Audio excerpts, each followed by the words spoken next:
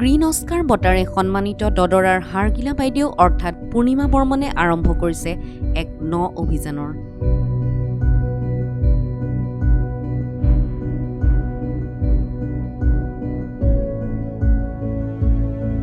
হাড়গিলা তথা পৰিৱেশ সুৰক্ষাক লৈ অহৰহ কৰ্মৰত পূৰ্ণিমা বৰ্মনে ভিন্ন সামাজিক অনুষ্ঠানত নাৰীসকলক একোখনকৈ শপতনামা পাঠ কৰোৱাৰে আৰম্ভ কৰিছে এই অভিযানৰ।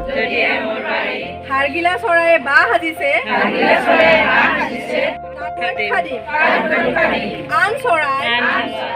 হাড়গিলা আৰ্মি গঠন কৰা পূৰ্ণিমা বৰ্মনে তেওঁৰ PhDৰ গৱেষণাৰ সময়ছোৱাতে কামৰূপৰ দদৰা, পুছৰীয়া আৰু শিঙিমাৰীত হাড়গিলা সংৰক্ষণৰ কামৰ পাতনি মেলিছিল।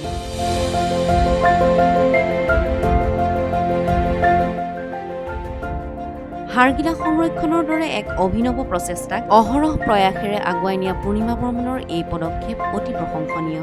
News desk report, Brahmaputra live.